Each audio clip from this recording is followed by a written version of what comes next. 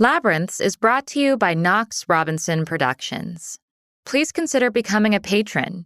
For as little as $5 a month, you can listen to Labyrinths ad-free. Visit patreon.com/Knox Robinson to learn more.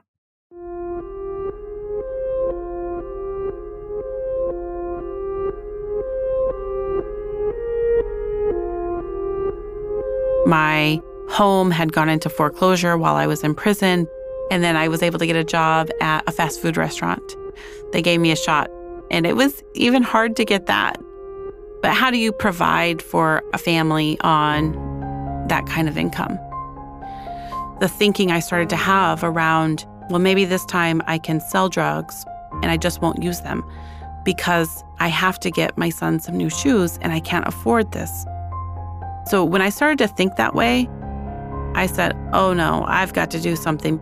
I've got to think higher because I have to get out of this maze. This cannot be my destiny. This cannot be the end.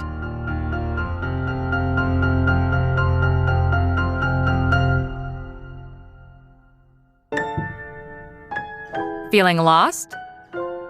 Then you're in the right place. I'm Amanda Knox. And I'm Christopher Robinson. And this is Labyrinths.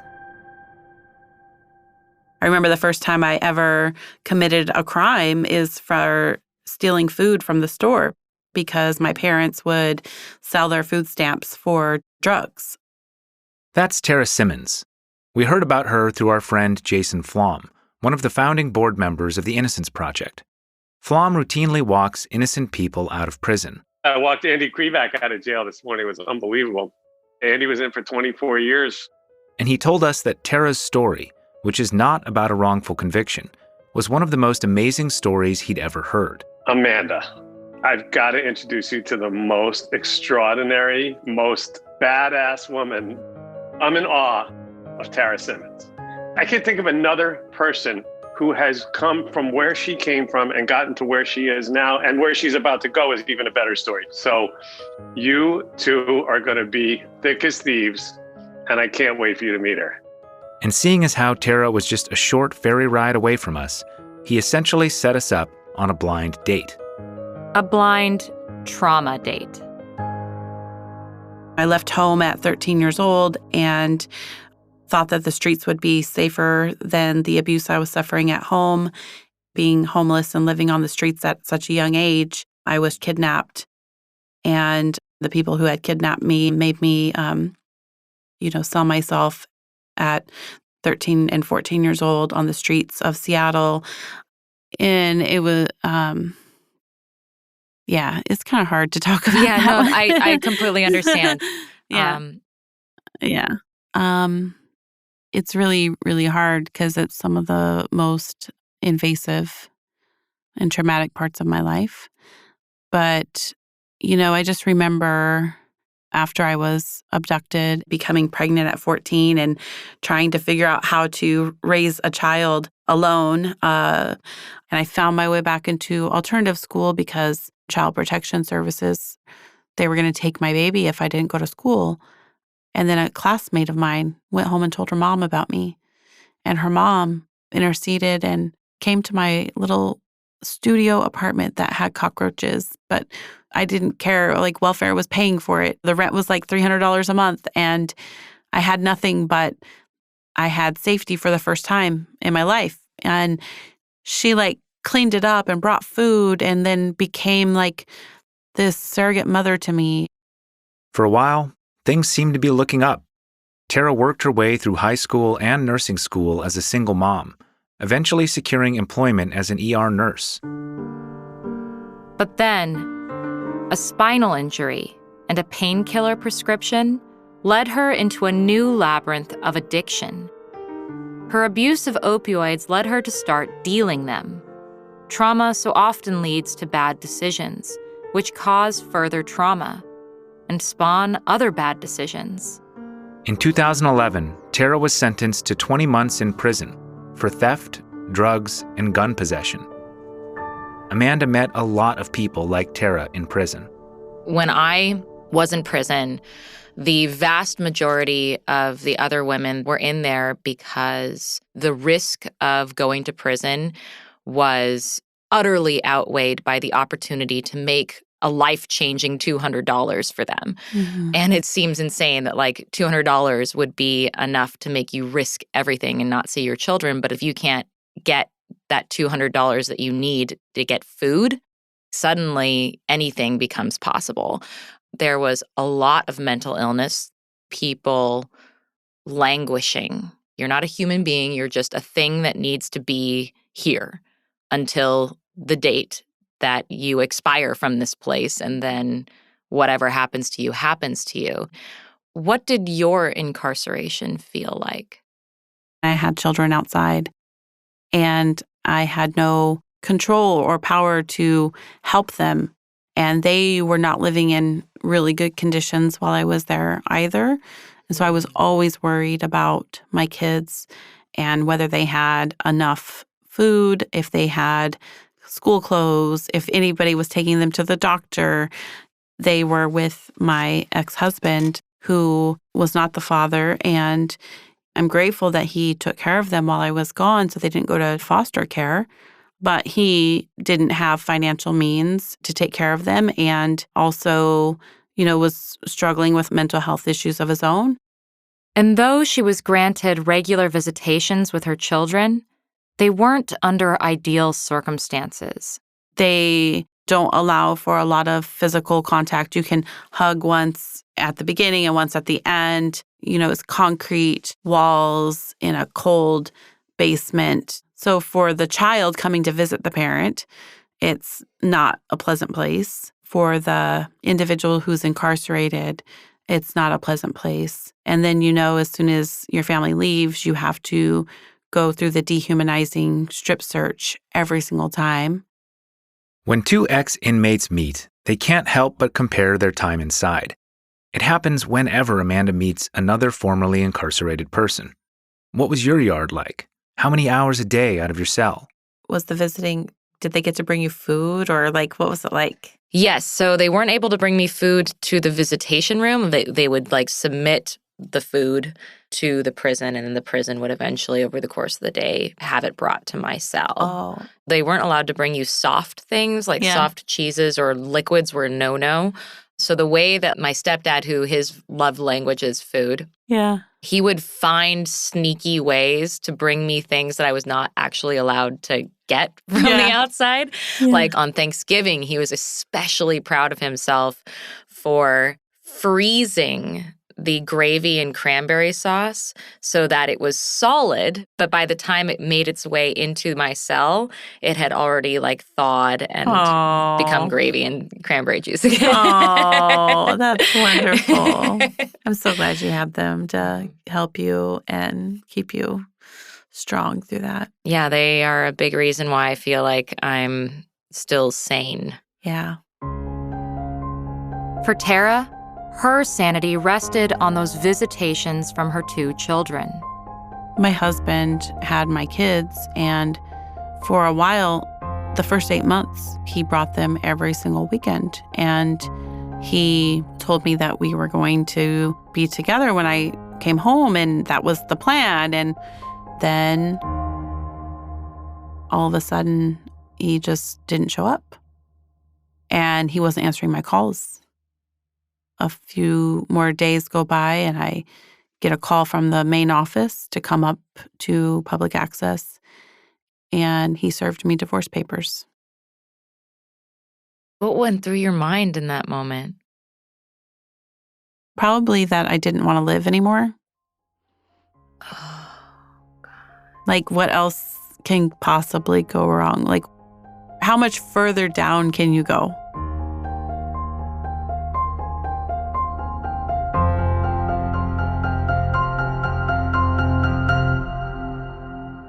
You'd think that after prison, anything else would be a cakewalk. But freedom after incarceration is a labyrinth of its own. What were some of the barriers that you were facing coming back into the world? My home had gone into foreclosure while I was in prison, but they hadn't repossessed it yet. And so my ex-husband was living there with my children, and I could go there. So I had housing. The first barrier was getting a job. And fortunately for me, I had been involved in a church before I had gone to prison. And actually yesterday, a pastor died. And so I'm kind of sad today. I'm sorry. It's okay. Yeah. This is a good memory, though, in that he stayed in contact with me while I was in prison and hired me to be their cleaning person, right? I went to work release, and you could only leave on a family pass if you worked 30 hours during the week. And so he gave me a job, even though the church didn't have money in the budget, and even though I'm a horrible cleaning person, because he wanted to make sure I could see my children and spend time with them. And I was very fortunate in that way. But then again, the church didn't have it in the budget, so they could only do that for a month or two. And then I was able to get a job at a fast food restaurant. And it was even hard to get that. There are certain fast food chains that will not hire people with criminal history. I got a job at Burger King. They, gave me a shot. But how do you provide for a family on that kind of income? Right. We're talking minimum wage. Minimum wage, So, yeah. You had to fight to get a minimum wage job. Yes. And then... And this is after you had already had a legitimate, let me back up. Burger King, totally legitimate job, but you were working an above minimum wage job before you went to prison. Yes. So it was humbling and it was hard, right? But I think nothing could ever be as bad as being in prison and not being able to hug my children and not being able to intercede when I see they need help. Working at Burger King, I had tremendous joy and I was grateful. I try very hard every day to just be grateful because I'm not in prison and I can hug my kids. So eventually our house was foreclosed on and repossessed. And then I had to face the barrier of finding housing, not just a landlord that will rent to me with my criminal history, but something I can afford on a Burger King paycheck. The thinking I started to have around, well, maybe this time I can sell drugs and I just won't use them, right? Because I have to get my son some new shoes and I can't afford this. And so when I started to think that way, I said, oh no, I've got to do something. I've got to think higher because I have to get out of this maze, right? This cannot be my destiny. This cannot be the end. Tarra had gone from homeless teen mom to ER nurse, to drug addict and dealer, to inmate, to fast food. Stuck in the labyrinth, facing a left turn back to prison or a right turn towards endless poverty, she instead looked up. I am in recovery, and I was attending so many recovery groups. I was seeing that it wasn't just me. It was a lot of people. And so that's why I wanted to become a lawyer, is to help people solve those mazes and know all of the different moving pieces that need to be addressed in order to get to the root cause of social and legal issues. And Tarra went hard for this dream, partly because, given the stigma of her past, it wasn't enough to just go to law school. She had to prove everyone's judgments wrong, show them she was committed to a better path. I did not just do law school. I had to add building a nonprofit, becoming an advocate in the legislature, doing an externship every single semester, getting remarried, raising a family, commuting from Bremerton to Seattle. I had to add all those things. And of course, none of it came easily. For the reach of Tarra's past was long, and the further she went, the more she found her own criminal history blocking her progress. I wanted to intern at the prosecutor's office because I wanted to learn more about how prosecutors think. So I think it would make me a better lawyer. They're doing the law enforcement assisted diversion program, this very collaborative, working with defenders, working with case managers, helping law enforcement divert people with substance use disorder. And the King County Prosecutor's Office wanted to actually give me an internship. But because of my criminal history, I was not allowed to have access to the database that I needed in order to do the job. And not only that, but the regulation is interpreted so broadly that even if my supervising prosecutor was accessing it, I couldn't even be in the vicinity of where the access was. But Tarra fought through these barriers and others. If poverty and prison couldn't beat her, neither could law school. Our law school dean gave me the Dean's Medal. She picks one person every year. I think our graduating class might have had about 230 graduates. And so for her to pick me was a true honor. And she, had me stand up in the middle of that and shared my story and why she picked me. So that was really great. And at the same time, underneath it, I was really, really struggling. She was struggling because 1 month before her graduation, she was hit with one of her biggest obstacles yet, this time by the Washington State Bar Association. April 13th, 2017 is the day I went before the Character and Fitness Board, and they said I didn't have the fitness necessary to become an attorney or the moral character necessary because of my past. That was a really, really, really hard time because my future as a lawyer was unknown. But here I am graduating law school with the Dean's Medal. Right. How surreal is that? Yeah. Like, there are a number of people who not only accept you, but appreciate you and celebrate you. And on the other hand, people who are saying you were unfit. Mm-hmm. Yeah. And so I didn't know if I was going to have to wait a couple more years. And I had this Skadden Fellowship. It's this very prestigious public interest fellowship that usually goes to folks who graduate from Harvard or Yale or a very high-ranking school. And what it would do is give me my salary paid for 2 years so I could help the people coming out of prison that I wanted to help with their legal challenges on the barriers to reentry. And so I was at risk of losing this fellowship because the Bar Association wasn't allowing me to sit for the bar exam and become an attorney. And everything I had fought for the 3 years prior and all of the great academic achievement and the organizing and advocacy I had done rested on this decision. And it didn't seem like there was a way out of this maze.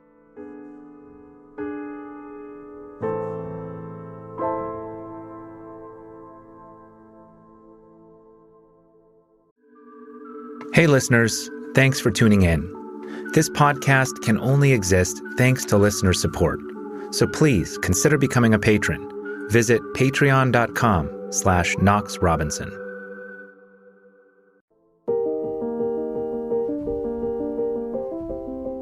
That blow Tarra suffered, being denied the opportunity to take the bar exam because of her criminal history, is a rare one, because Tarra herself is rare. There aren't many people who rise from a life of abuse, poverty, drug addiction, crime, and imprisonment to graduating law school.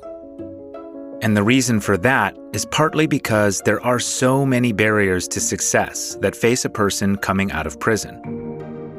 The blows they suffer are all too common, and they have a long history behind them.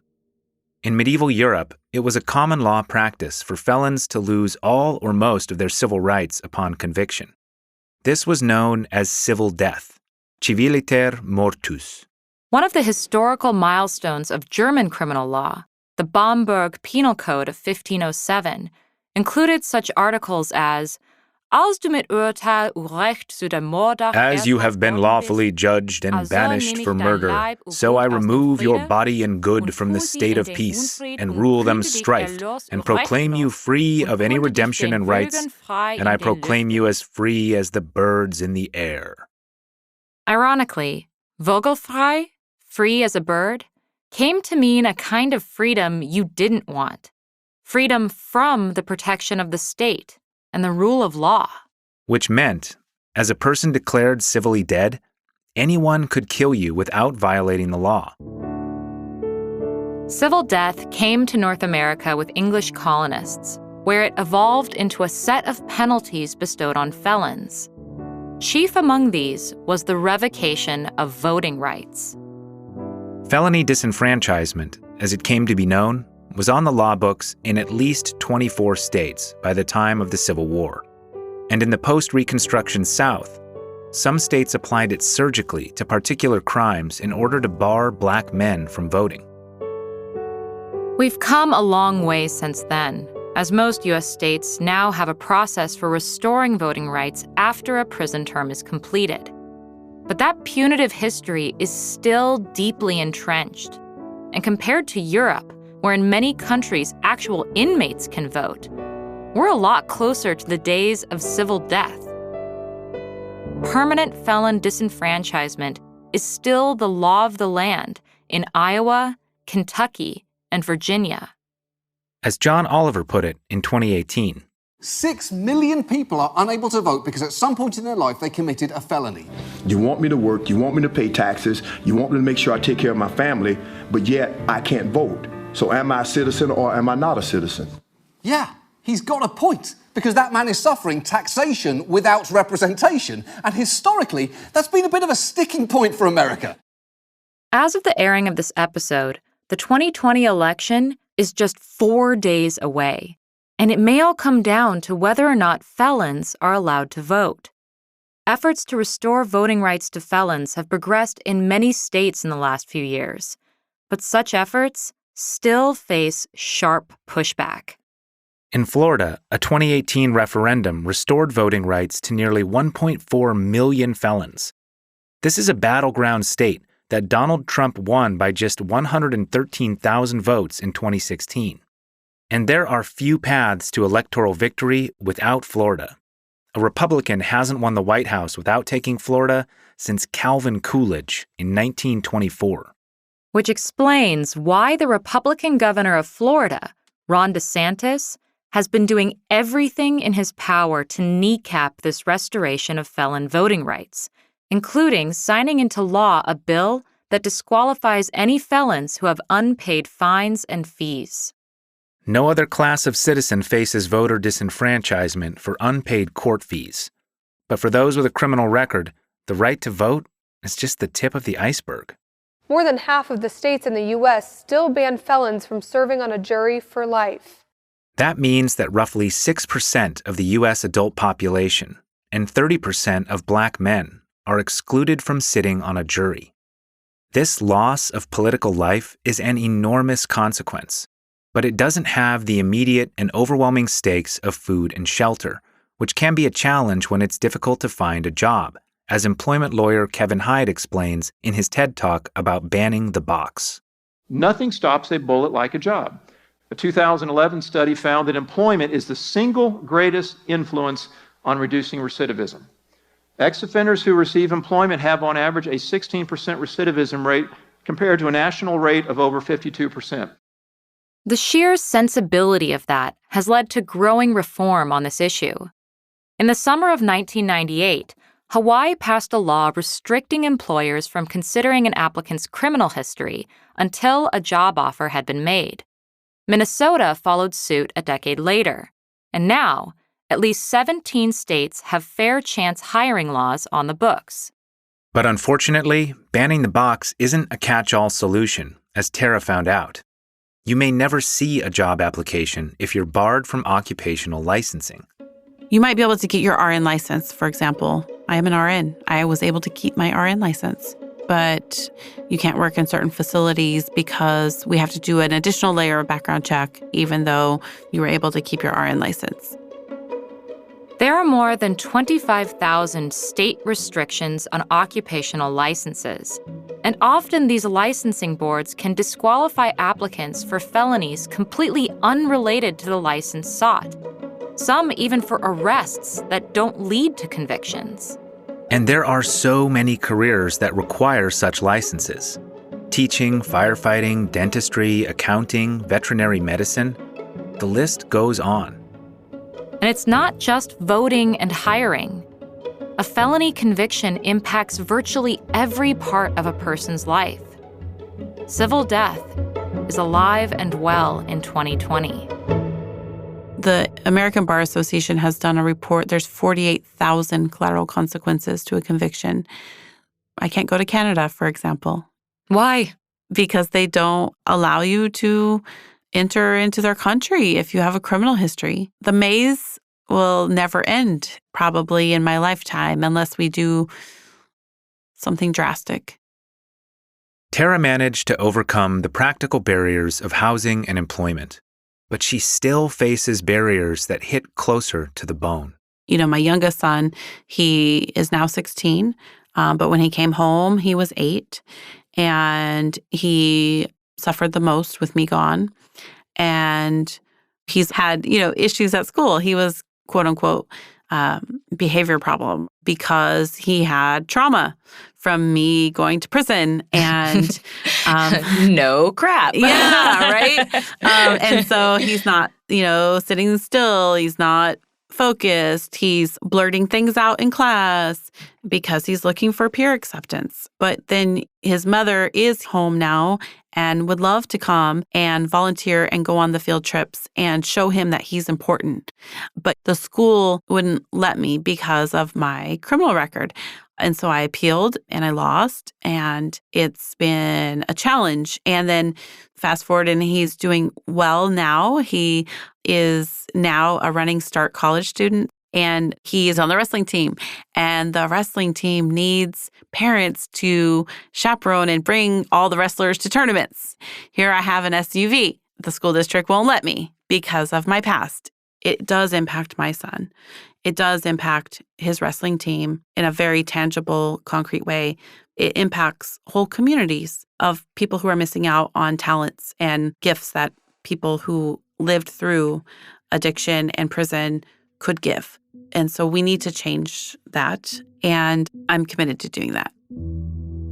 It's remarkable that with all the civil barriers in her way after leaving prison, Tarra was able to emerge with an attitude like this.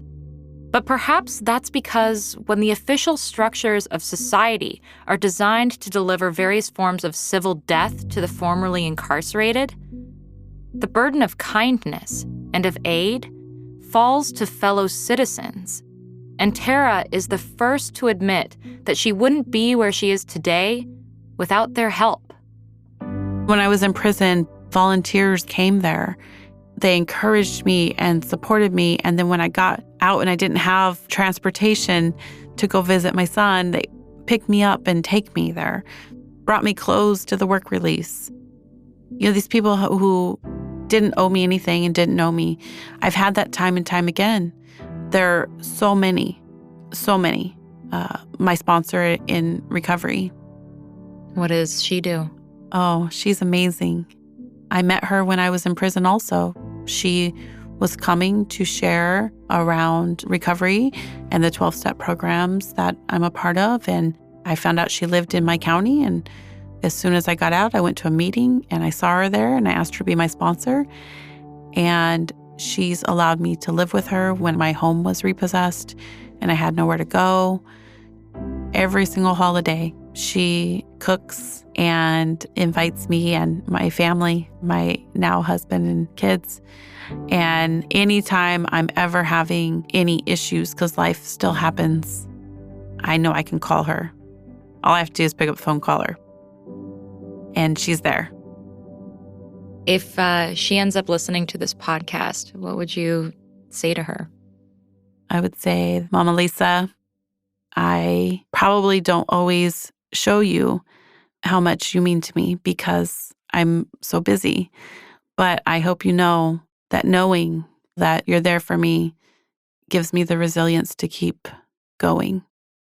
And I love you. That community of support, more than anything else, gave Tarra hope to keep fighting, even after the Character and Fitness Board denied her the right to take the bar exam. It didn't seem like there was a way out of this maze, despite all of these brilliant legal minds around me. But we did find an avenue, just a glimmer of hope, and we appealed to the state Supreme Court. And the ACLU of Washington organized this amicus brief.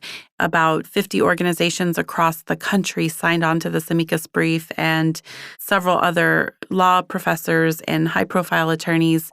And it was 7 months in between the bar rejection and the Supreme Court hearing. So those 7 months are akin to the time I was served divorce papers in prison. Because I did not know the anxiety that you face when you're going through these traumatic periods can compound all the trauma you've had in your life.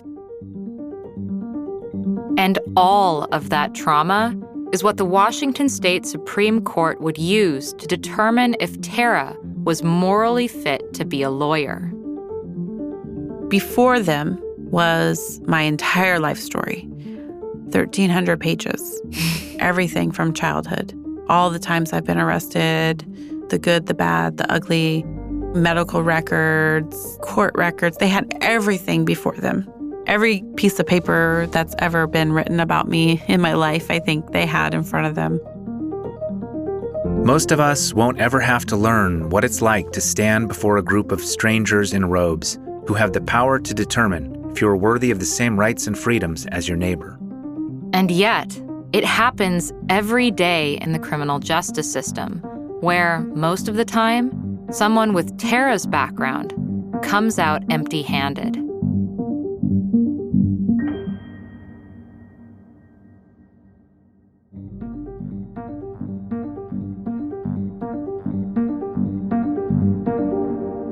It wasn't the first time that somebody with felony history had been admitted or not admitted through this character and fitness procedure at the Bar Association. It was the first time, though, that the state Supreme Court took one up on appeal and had this open hearing. It was on November 16th of 2017. Representing her before the court was a man who had been in this very spot himself, having to prove his moral worth to become a lawyer. My name's Sean Hopwood. I'm an associate professor of law at Georgetown University Law Center.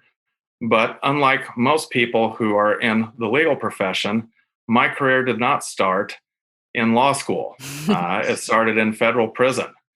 I was sentenced to 12 years and 3 months for my role in 5 armed bank robberies back in the late 90s. Even though I did not have a bachelor's degree, I got a job in the prison law library and started studying the law, and was fortunate enough to have the Supreme Court of the United States grant 2 petitions I prepared for other prisoners. And then I started winning cases kind of around federal courts all over the country.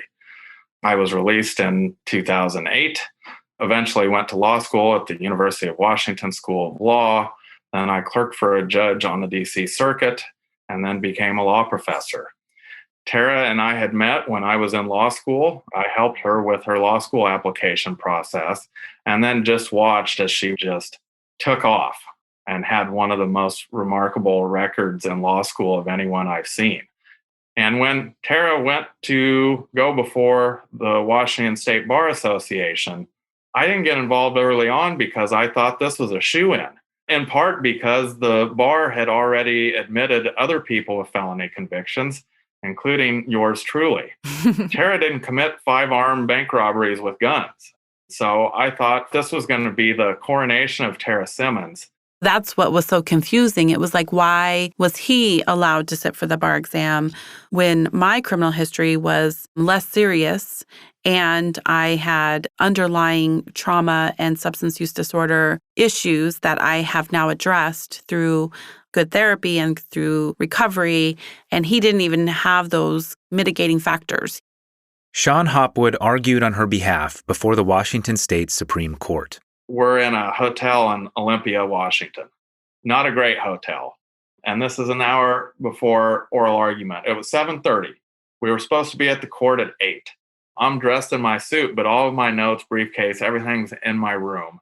And I go to open the door, and the lock malfunctions and breaks. I go back down and I say, I can't get in my room. The lock is malfunctioning. And she said, oh, don't worry about it. The maintenance guy, he'll be here in 30 minutes. I said, you have 10 minutes to get this open or I'm kicking the door down because I must have that stuff and I have to be in court in 30 minutes. I get into the Washington State Supreme Court and it is buck wild. People have cell phones. People are taking videos. We have a woman who's doing a podcast for NPR, and she's got this big boom mic over the top of it. I'm sitting there locked in trying to focus. People are coming up going, hey, Sean, you got time to take a quick selfie with me? And 5 minutes into my argument, because the courtroom was so full, there were people standing in the back. A woman faints and passes out in the middle of my oral argument, and the court stopped it, and we had to wait like 7 minutes. The only saving grace is that I went to law school with a newborn and a 20-month-old. Between that and the chaos of prison, I'm just used to having chaos around me and having to lock in and focus in. I just jumped right back in as if nothing happened. This case presents the court with the core question of how long must Ms. Simmons establish rehabilitation to outweigh her serious prior misconduct? We think that the answer to that question is that 6 years of extraordinary rehabilitation can overcome that misconduct. It is undisputed here that the crimes, the incarceration, and the bankruptcies all resulted from untreated trauma and drug addiction. Counsel, one of the things that caught my attention was that for each of these falling off the straight and narrow, there was a reason. So there was an accident or there was a traumatic experience. We all know that the practice of law is very stressful. What would you point to for us to look at to think that she won't again be a victim of circumstance, if you will? Justice Madsen, nothing will probably be as stressful for Ms. Simmons as this entire process in which she has not relapsed and she has reached out to her support community. And character is not static. People change, and the law should recognize that. For those of you who haven't spent years of your life in a courtroom, this is the sound of an attorney crushing it. But Tarra was still nervous. When you're knocked down enough times, you learn to expect it. When we left the steps of the Temple of Justice, we thought it would be 4 or 5 months before we had a decision, because usually that's how long it takes. It wasn't 4 or 5 months. Defying everyone's expectations, the court ruled that very same day. Where were you when you heard the decision? I was actually at home, laying in my bed, trying to take a nap because it was about 3:30 in the afternoon and I hadn't slept very much the night before. Then I got a text message from a friend who was one of the amicus writers, and she got notice from the court as soon as the order came through. And so she just texted me, congratulations. And I didn't really know what she meant at the time. I thought she meant, congratulations, the hearing went really well. And so I responded to her and I said, I know, I agree. I don't think they're going to say no. I think they're going to say yes. And she goes, no, the order. And I called her and she told me the court ruled unanimously in my favor. And I literally, by that time, I was in the living room and I just dropped to my knees and I just cried. Mm. Was anyone there with you? My husband was sleeping and my kids were sleeping, actually. And then I started screaming and screaming. And so they all came out and I got to tell them, and everybody was just overwhelmed. I can't even express the amount of healing and justice that went through my body. They had validated every single experience I've had in my life by making that decision in such a bold way and standing up for people like me. That act is probably the single most time I've ever felt found in my entire life. And seen, it sounds like. Yes. Someone saw you. Yes. 6 months later, she'd passed the bar, and Tarra asked Judge Kevin Hull, who had been supporting her behind the scenes, to swear her in. I, Tarra Simmons. I, Tarra Simmons. Do solemnly declare. Do solemnly declare. I am fully subject to the laws of the state of Washington. I am fully subject to the laws of the state of Washington. And the laws of the United States. And the laws of the United States. And will abide by the same. And will abide by the same. I will abstain from all offensive personalities. I will abstain from all offensive personalities. After her swearing in, Tarra gave a brief speech to her supporters, those in her recovery community, other formerly incarcerated people, judges, prosecutors, and advocates. But my vision is also that we will all learn the one skill that made all of my success possible. To reach out when we need help, because we were never meant to go through life alone. It's one thing to reach out, but in this case, all of you reached back. And that's what made today possible.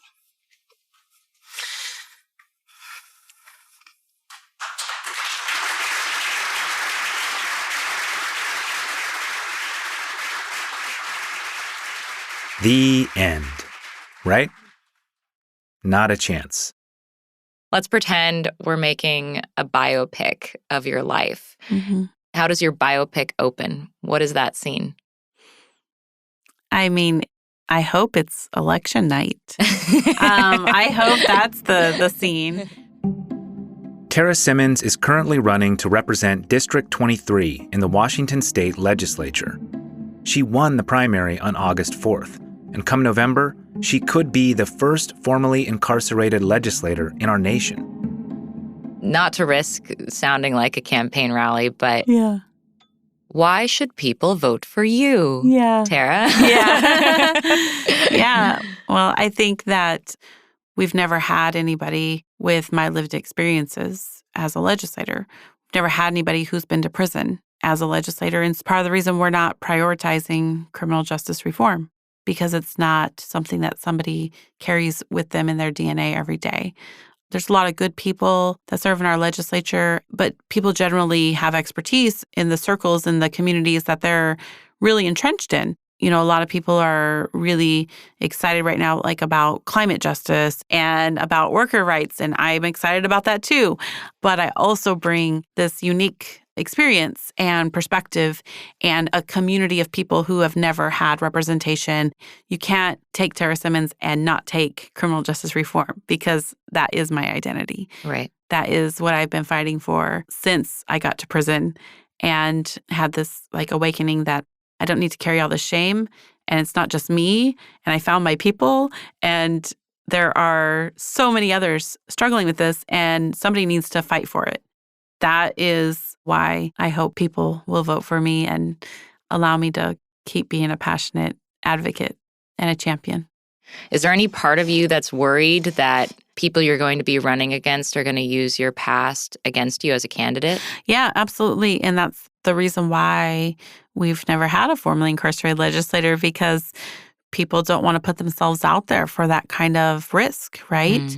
But what really encouraged me and what solidified my decision to say yes to the incumbent who is retiring and asked me to run in her place, when she first asked me, I said no, because I was concerned about that and I didn't want to put myself through that again.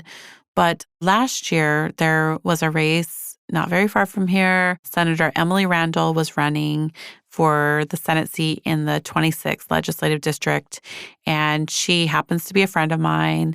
And she had posted on her Facebook back on November 16th of 2017 when I was going before the Supreme Court.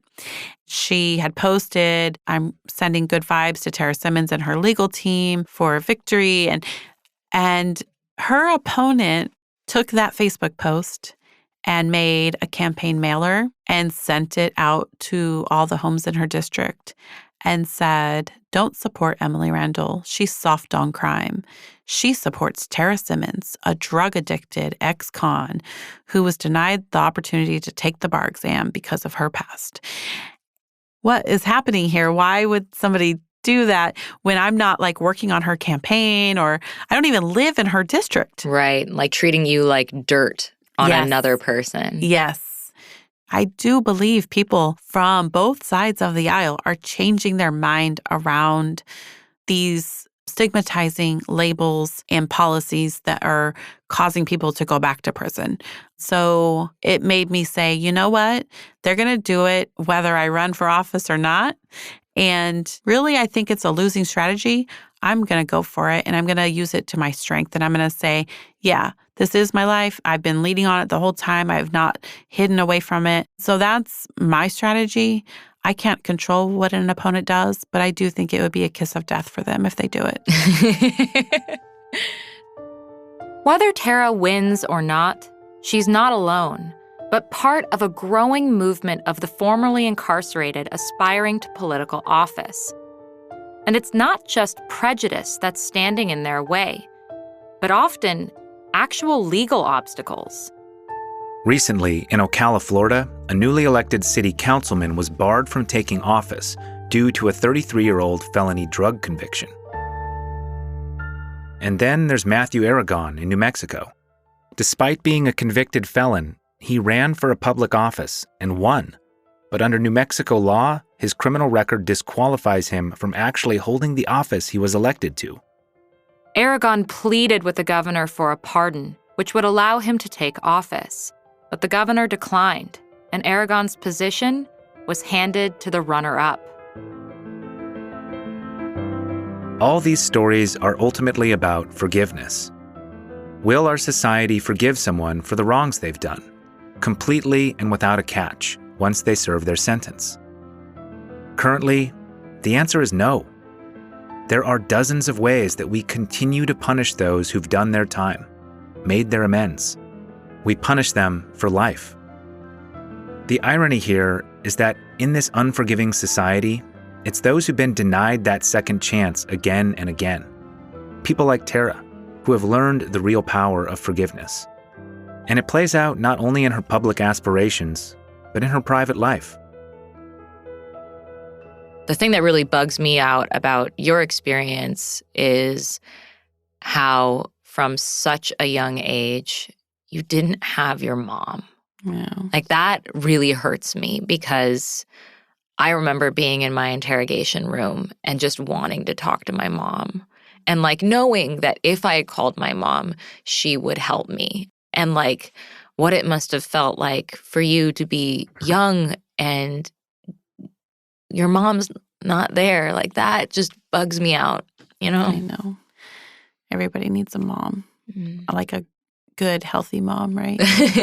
Like, I know my mom, so complicated. She just moved back to my hometown. She lives like 2 miles from me. And this year, my mom thought she'd been gone for 15 years. And she thought just because she's home, she was going to come to my house for Thanksgiving. And I had to set a boundary and say, you can come if you can stay sober. If not, I will see you for lunch the next day and bring you some leftovers. So it is hard. What would your mom have to do to earn back your trust?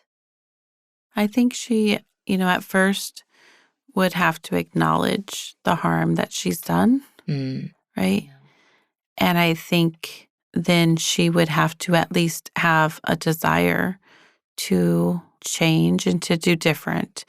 If she could acknowledge that she's even an alcoholic, first of all, and it's because, my mom has trauma history. And so I have compassion for that. I see why she ended up the way she is. But she cannot admit it. And she's so deep in her addiction. I do love her. I have compassion for her. But I also have a life now that is very busy. I also have children to protect. Don't want to totally exclude her. So it's hard to walk in the gray with so many people. It's like, it's either black or white. And I get into that thinking too. Like, for a long time, it was like, I can't have any contact with her because it hurts too bad. And it's been so long. It's so much easier to just not have any contact with her. Right. So now I'm trying to operate and live in the gray around all of this stuff too. Because when I think about even like criminal justice, all of it, there's also legitimate people who were harmed, right? Like when I announced my candidacy and there was a Kitsap Sun article on Facebook, somebody posted on there was like, I was her neighbor and she caused us so much worry about our safety. It's like, I have to acknowledge that too, right? I can't just say all people deserve a second chance, even though I do believe that. But I also think there's a space for people who've been harmed and like living in that restorative justice area, which is super gray and individualized. And same thing with my mom. It's like she had a responsibility to me because she brought me into this world to provide for me, and she didn't, which has caused me tremendous pain throughout my life. How do you translate your own living in gray space to how society could live in a gray space? By making legislation that allows opportunities for individuals to have the label removed. And then just through all of the criminal justice work that I'm doing, I'm trying to create those gray spaces and have programs that do actual restorative justice with victims. What I hear from survivors and even myself, like I'm sitting here telling you my mom has harmed me. I don't want my mom to go to prison forever, right? I want her to acknowledge the harm and change. And a lot of survivors of violent crime, of sexual abuse, are saying the same thing. For me, I have still some guilt over things that I have done that were bad. And for me, the way that I escape that is to know that I'm making a living amends to my community.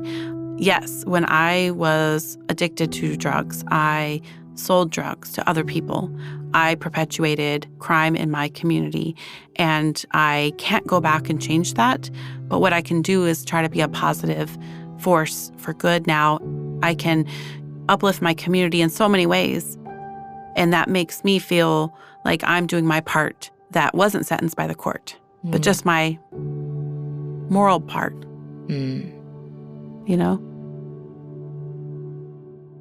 As we air this episode, the election is just 4 days away, and we've got our fingers crossed that Tarra wins her race. But even more so, we're hoping that our democracy survives the historic chaos we're all living through right now.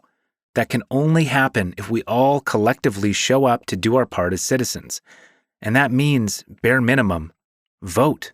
Which, by the way, if you haven't voted yet... Oh my God, stop listening to this. What are you doing? Go vote. You should be voting. Go vote. get out there You may and never vote. get to vote again. Just Vote. Oh my Go God, vote. Vote as if your life, the country, the environment, and everything good in the world is at stake, because it is. That being said, it's amazing what people will do to reclaim their civic rights and responsibilities once they've been dumped into a civil grave, especially when so many of us who enjoy the right to vote don't vote. When those of us able to sit on juries do everything we possibly can to beg out of it. I don't even have a felony record, but with the stigma of my case, I'm never getting on a jury, and I would love to. so here's a radical idea. When someone who has clawed and fought their way out of depths deeper than most of us will ever know wants to do their civic duty, wants to contribute to their community, let them. Join us next time as we sit down with best-selling author Malcolm Gladwell to talk about his character study of Amanda and how a curious drop in violent crime led him into a labyrinth that would become his career. So come on, get lost with us. Find us on Twitter, @AmandaKnox, @ManUnderBridge, at knoxrobinson.com, and subscribe so you don't miss the next episode of Labyrinths. This episode was written by us, edited and sound designed by Chandler Mays, with theme music by Josh Budo Karp.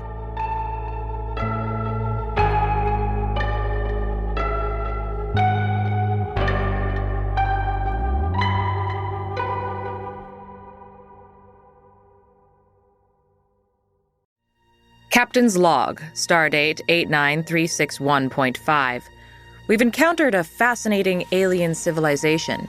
The people of Patreon Prime are humanoid in appearance, but possess vastly greater degrees of nuance, compassion, and intelligence than any race we have so far encountered. But what is perhaps most striking is their generosity. Captain, the warp core is going critical. Warning.